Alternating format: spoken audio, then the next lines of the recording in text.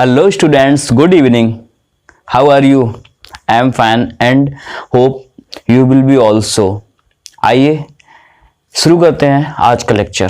और आज का जो लेक्चर है वो आपको दिख रहा होगा। वृत्ताकार धारावाहिक कुंडली की अक्ष पर उत्पन्न चुंबकीय क्षेत्र, magnetic field produced on the axis of the circular current carrying coil. तो वही समझते हैं, बेसिक से समझ के चलते हैं। हमें निकालना क्या है? वृत्ताकार धारावाहिक कुंडली की अक्ष पर उत्पन्न चुंबकीय क्षेत्र। हमें चुंबकीय क्षेत्र निकालना है और किस पर निकालना है? एक वृत्ताकार, वृत्त के आकार की धारावाहिक कुंडली है। धारावाहिक का मतलब होता है जिसमें वैद्युत धारा का प्रवाह हो सकता है। कुंडली किसे कहते हैं? सबसे बड़ी बात तो ये आती है कि आप लोगों को ये पता नहीं होता कि कुंडली क्या होती है। तो समझ लीजिए, चालक जानते हैं क्या होता है? जिसमें विद्युत धारा का प्रवाह आसानी से हो सकता है, उसको बोलते हैं चालक।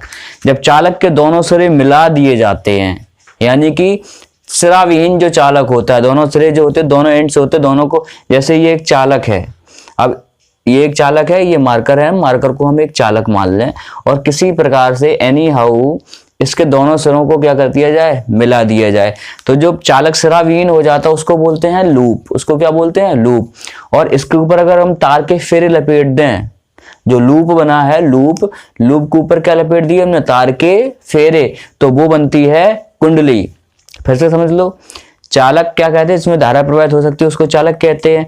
अब दोनों सिरे एक कर दिए जाए इसके, मतलब इसको किसी प्रकार से मिला दिया जाए, सिराविहीन चालक होता है, उसको बोलते हैं लूप। अब लूप के ऊपर जो तार के फिर लपेट दिए जाते हैं, तब क्या बनती है? कुंडली बनती है। ठीक है, तो हमने एक कुंडली ले ली। हमने क्या ले ली? कि एक कुंडली है, ये देखो। और ये जो कुंडली है वो भाई वृत्ताकार है। कुंडली कैसी है? वृत्ताकार कुंडली है। ये देखो, वृत्त जानते हो आप लोग? सर्किल वृत्त जानते होगे। जैसे छल्ला होता है, छल्ला क्या होता है? वृत्त होता है।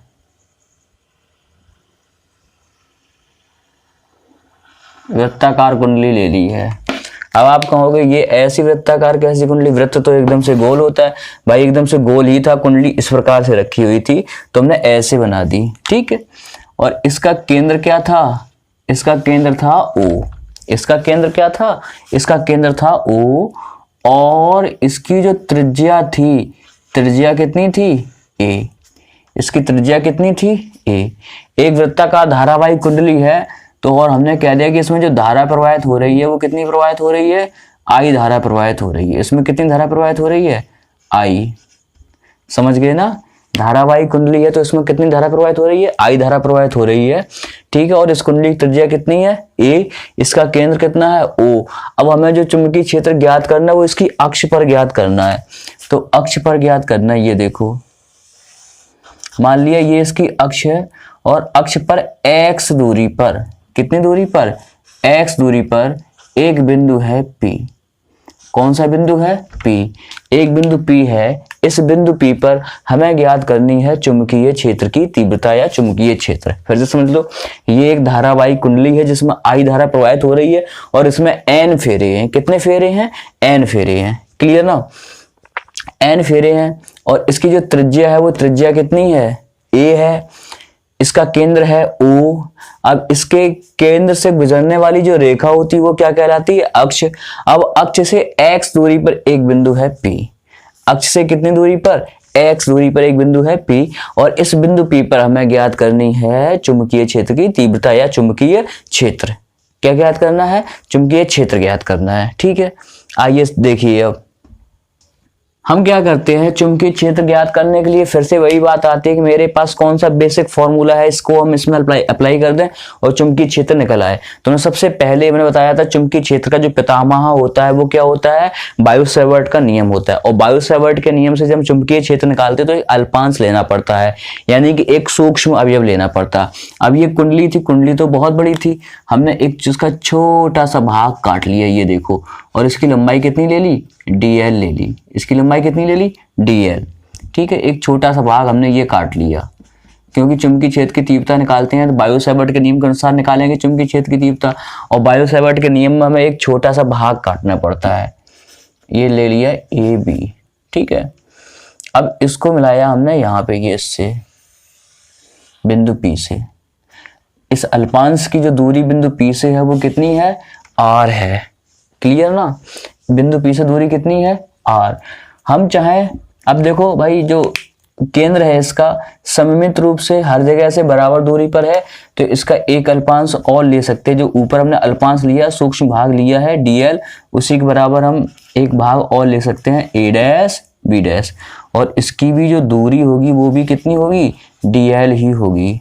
ठीक है, और ये जो दूरी है वो इसकी त्रिज्या के बराबर ही तो होगी। इसको भी अगर हम ऐसे मिला दें, ये देखो, और हमने मान लिया कि यहाँ पे जो कोण रूपित हो रहा है वो फाई हो रहा है। कितना कोण बन रहा है यहाँ पे, फाई बन रहा है। क्लियर ना, समझ में आया। हम फाई मान लें या फिर अल्फा मान लें, कुछ भी मान लें, आपकी इच्छा है, आप जो भी कोण मानना चाहें वो मान सकते हैं। ठीक है, तो बायो सेवर्ट क्या कहते हैं भाई, थोड़ा बड़ा है तो हम थोड़ा छोटा लिख रहे हैं, आप समझने की कोशिश करिएगा। बायो सेवर्ट के नियम से, बायो सेवर्ट के नियम से देखो, बायो सेवर्ट का नियम क्या होता है, बायो सेवर्ट का नियम होता है कि dB equals mu not upon 4 pi I delta L sine theta upon R square. dB equals mu not 4 pi I, धारा कितनी बह रही थी, आई, सूक्ष्म अवयव क्या था, dl साइन थीटा। अब कोण यहाँ पे कितना होगा, देखो भाई कुंडली कैसी है, वृत्ताकार है, और वृत्त पे ये कोई स्पर्शी रेखा खींच दो तो कितना एंगल क्रिएट होता है, 90 डिग्री एंगल क्रिएट होता है। तो यहाँ पे एंगल कितना बनेगा, 90 डिग्री अपॉन, अब डिस्टेंस कितनी है, r, तो यहाँ पे क्या हो जाएगा, r स्क्वायर। तो dB इक्वल्स क्या होगा, dB इक्वल्स होगा mu not upon 4 pi I dl upon r square. समझ में आया, dB इक्वल्स इतना हुआ। अब देखिए भाई यहाँ पे जरा आप देखते हैं, अब यहाँ पे जो ये दिख रहा है आपको dl, वो यहाँ पे चुंबकीय क्षेत्र dB तो उत्पन्न कर रहा है। ठीक है, अब इसको घटकों में वियोजित कर दो dB को। अब इसके दो घटक होंगे, एक होगा ऊर्ध्वाधर घटक, एक होगा क्षैतिज घटक। ठीक है, एक होगा इसका ऊर्ध्वाधर घटक, एक होगा क्षैतिज घटक।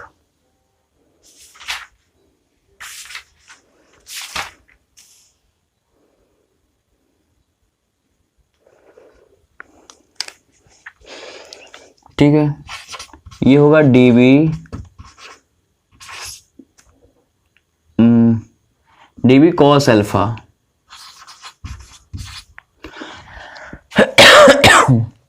ठीक है, और ये होगा dB sin अल्फा। सही से लिख रहे हैं हम यहाँ पे, dB sin अल्फा। इसी प्रकार से ये जो a डैश b डैश लिया था, ये भी अपने घटक उत्पन्न करेगा, क्योंकि यहाँ पे भी एंगल अल्फा ही बनेगा।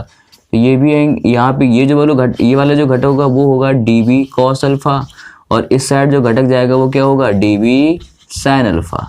ठीक है, अब जो इसके ये जो घटक है एक दूसरे को क्या कर रहे हैं, निरस्त कर रहे हैं, एक दूसरे को कैंसिल कर रहे हैं। ठीक है, इतनी यहाँ पे चीज हम लिख देंगे। यहाँ पे क्या लिखेंगे, यहाँ पे लिखेंगे कि जो दो घटक लिए हमने ए बी, दो सूक्ष्म अल्पांश लिए हैं, एक ए बी है, एक ए डैश बी डैश है। ठीक है, यहाँ पे ये देखो इसके बारे में लिखेंगे कि दो हमने अल्पांश लिए हैं, एक अल्पांश ए बी है, एक अल्पांश हमने उसके सममित रूप में मान लिया ए डैश बी डैश है।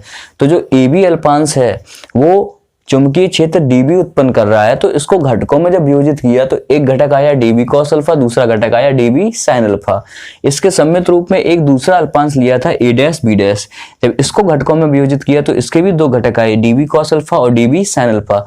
अब dB cos अल्फा और dB cos अल्फा, अब इसको भाई a डैश b डैश है तो इसको dB डैश लिख देना। ठीक है, अब ये देखो दोनों एक दूसरे को क्या कर रहे हैं, कैंसिल कर रहे हैं, निरस्त, एक दूसरे का अपोजिट डायरेक्शन में, तो एक दूसरे को क्या कर देंगे, निरस्त कर देंगे। ठीक है, तो जो नेट तीव्रता होगी, यहाँ पे लिख रहे हैं भाई समझना, नेट चुंबकीय क्षेत्र जो होगा, नेट चुंबकीय क्षेत्र B इक्वल्स होगा close integration dB sin alpha, B equals क्या होगा, close integration D B sine alpha. तो देखिए भाई क्या होगा, बी इक्वल्स क्लोज इंटीग्रेशन, आप देखो थोड़ा 12th पढ़ रहे हैं आप और थोड़ा स्टैंडर्ड पढ़ रहे हैं तो दिमाग लगा के पढ़ना, हर चीज़ आसान आपको नहीं मिलने वाली है, ठीक है। ऐसा कुछ नहीं है कि एकदम से बढ़िया सी चीज़ हम बताएंगे आपको घोर के पिला देंगे और आप संपूर्ण हो जाएंगे, नहीं, इस बात को दिमाग से उतार देना कि हम आपको संपूर्ण बना देंगे। हम सिर्फ आपको गाइड करते हैं और आपको गाइड करते हुए आगे ले जाते हैं, पढ़ना आपको है, समझ रहे हो ना बात को। हाँ, अब ध्यान से पढ़ो, क्लोज इंटीग्रेशन डी बी क्या है, डी बी है mu not upon 4 pi I D L upon R square into sine alpha. Clear ना। अब देखो साइन अल्फा इक्वल्स क्या होगा, you know what is the meaning, what is the value of sine alpha. Sine alpha equals होता है लंब बटे कर्ण। Sine alpha लंब कितना है ए, कर्ण कितना है आर, ठीक है। तो B equals close integration mu not upon 4 pi I D L upon R square into sine alpha को लिखा हमने ए अपॉन आर। देखो बी इक्वल्स क्या हो जाएगा, म्यू नॉट अपॉन 4 पाई, ये तो आएगा इंटीग्रेशन के बाहर, आई जो है वो भी बाहर आ जाएगा, आर क्यूब भी बाहर आ जाएगा, क्योंकि ये सारी चीजें निश्चित हैं। क्लोज इंटीग्रेशन किस पे लगेगा, डीएल पे। इंटीग्रेशन क्लोज इंटीग्रेशन किस पे लगेगा, डीएल पे। देखो फिर भाई क्या हो गया ये, और हाँ आई ए और था, I A upon R cube. तो B equals mu not upon 4 pi. अब एक मिनट देखना, हम लिखे दे रहे हैं यहाँ पे, because close integration DL equals, यहाँ पे देखो भाई डीएल इसके हमने इसकी परिधि पर एक छोटा सा भाग माना है, तो पूरी परिधि कितनी होगी, वृत्त की परिधि 2 पाई आर होती है, जहाँ पे आर इसकी रेडियस, अभी रेडियस हमने कितनी ली ए। तो जो क्लोज इंटीग्रेशन डीएल है इसकी वैल्यू क्या हो जाएगी, इसकी वैल्यू होगी 2 पाई ए। क्लियर ना। तो अब ये वैल्यू इसमें रखते हैं, तो देखो क्या होगा, यहाँ पे लिख रहे हैं नीले मार्कर से, बी इक्वल्स, भाई हम सबको खुश रखते हैं, रेड वालों को भी खुश रखते हैं, ब्लू वालों को भी खुश रखते हैं। क्लियर ना। I into A upon R cube into, इसी में तो वैल्यू रख रहे थे, ये देखो डीएल वैल्यू आई कितनी है, इसकी वैल्यू आई है 2 पाई ए। अब देखो भाई पाई से पाई कैंसिल, 2 1 जा 2, 2 2 जा 4, तो बी इक्वल्स आया mu not I A square upon twice R cube, यही तो हुआ, ठीक है। एक बात और देखो, ये कर्ण है, ये लंब है, ये आधार है, तो जो कर्ण वर्ग बराबर होता है वो क्या होता है, लंब वर्ग धन आधार वर्ग, यानी कि जो हाइपोटेन्यूज स्क्वायर, ये पाइथागोरस थ्योरम लगा दो, hypotenuse square equals perpendicular square plus base square, तो ये होता है। तो आर की वैल्यू क्या होगी, आर की वैल्यू होगी ए स्क्वायर प्लस एक्स स्क्वायर की होल पावर 1/2। इसमें रख दो भाई B equals mu not I A square upon twice, अब आर की वैल्यू क्या है, ए स्क्वायर प्लस एक्स स्क्वायर की 1/2 पावर है, और यहाँ पे पावर 3 है, तो 1/2 और 3 का आपस में मल्टीप्लाई हो जाएगा, ये हो जाएगा ए स्क्वायर प्लस एक्स स्क्वायर की होल पावर 3/2, हमने आर की वैल्यू इसमें रखी। क्लियर। अब कुंडली है जो ना, कुंडली, यदि कुंडली में n फेरे हों, कुंडली में कितने फेरे हों, n फेरे हों, तो n का इसमें क्या हो जाएगा, मल्टीप्लाई, तो b इक्वल्स क्या होगा, mu naught n I A square upon twice A square plus x square की होल पावर 3/2। बस यदि कुंडली में n फेरे हो तो n का इसमें क्या हो जाएगा, मल्टीप्लाई हो जाएगा, और भाई कुछ भी नहीं होगा, परेशान जो हो रहे हो, कुछ भी नहीं होगा, सिर्फ n का हो जाएगा मल्टीप्लाई, ठीक है।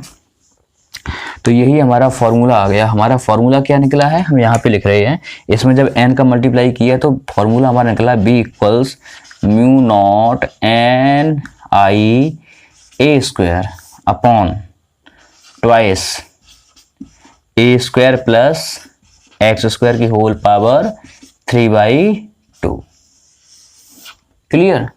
ये तो पूछा था अक्ष पर चुंबकीय क्षेत्र कितना होता है, केंद्र पर कितना होगा। केंद्र के लिए देखो, केंद्र के लिए जब हम केंद्र पर निकालेंगे तो बिंदु P को उठा के कहाँ पे ले आओ, केंद्र पे ले आओ। तो x क्या हो जाएगा, x इक्वल्स क्या होगा, जब केंद्र पर निकालेंगे तो x इक्वल्स क्या होगा, 0 होगा। तो जब इसमें वैल्यू रखेंगे तो b equals mu not NIA² upon twice, अब यहाँ पे ये तो 0 हो गया तो a² का होल पावर 3/2, 2 से 2 कैंसिल। तो देखो भाई क्या बचा, mu naught NIA² upon twice a की पावर 3, a² से ये कैंसिल। तो b इक्वल्स क्या होगा, mu naught NI upon 2a। ठीक है, अगर भाई लूप के लिए निकाल रहे हो तो n को भी हटा दो, क्योंकि लूप कुंडली कब बनती है, जब लूप ऊपर फेरे लपेट दिए जाते हैं। अगर फेरे हटा दिए जाएं तो वो वापस क्या बन जाएगा, लूप बन जाएगा। तो लूप के लिए क्या हो जाएगा, ये n हटा देना, वो फॉर्मूला हो जाएगा। आई होप आपको समझ में आया होगा। ठीक है, अगर समझ में ना आया हो तो इसको रिमाइंड करके एक बार देख लीजिए, इसको पीछे घुमा लीजिए, थोड़ा पीछे जाइए और फिर से देख लीजिए। ठीक है, आपको समझ में आ जाएगा। समझ में आया होगा, उम्मीद करते हैं आपको वीडियो भी पसंद आया होगा। ठीक है भाई, जो वीडियो है उसको बिना स्किप किए हुए देखा करिए, स्किप मत किया करिए। आप पता नहीं स्किप क्यों कर देते, कोई मनोरंजन का तो वीडियो है नहीं, ये पढ़ाई का वीडियो है, तो इसको स्किप क्यों करते हो भाई मेरे। सारे वीडियो स्किप करो, इसको स्किप मत करो। मुझे ये भी पता है कि तुम लोग घर से फोन लेते हो पढ़ने के लिए, कि हम पढ़ रहे हो, बीच में कलाकारी करते हो। तो ये कलाकारी भाई बंद कर दो, एग्जाम आपके तुरंत आ जाएंगे, जान नहीं पाओगे। सितंबर खत्म हो गया, अक्टूबर नवंबर दिसंबर 3 महीने ये और 1 महीने जनवरी का, 4 महीने मान लो आपके एग्जाम के रह गए हैं, और एग्जाम अपने तय समय पे होंगे, और कोई पेपर में रियायत नहीं दी जाएगी, क्योंकि सरकार अपना सारा ऑनलाइन चीजें चला रही है। क्लियर ना, सारी चीजें ऑनलाइन चल रही है, तो उसका लिखता पढ़ता सब मजबूत है कि पढ़ाई हमारी चल रही है। आप अपने आप में कमजोर हैं, तो भाई कमजोरी को दूर करिए। देखिए मैंने स्टार्टिंग से लेके लास्ट तक एक टॉपिक का वीडियो बनाया हुआ है, एक टॉपिक का। कोई भी एक भी ऐसा टॉपिक नहीं है जो हमने मिस किया हो, एक भी ऐसा टॉपिक नहीं है जो हमने छोड़ा हो। पढ़ना ना पढ़ना आपका मकसद है। हमने आपसे वादा किया था कि मैं स्टार्ट कराऊंगा और लास्ट तक ले जाऊंगा। जिस दिन आपका एग्जाम होगा उस दिन तक मेरे वीडियो होंगे और पूरा सिलेबस होगा। मैं आज भी वादा नहीं दावा करता हूँ, मैं पूरा सिलेबस करवाऊंगा। ठीक है भाई, मिलते हैं फिर नेक्स्ट वीडियो में। तब तक आपको सलाह है एक बड़े भाई के नाते, कुछ भी समझें, टीचर समझें, भाई समझें, जो भी आप समझना चाहें, दोस्त समझें, बस सलाह देता हूँ, आप पढ़ते रहिए। ठीक है, मिलते हैं अगले वीडियो में। राधे राधे।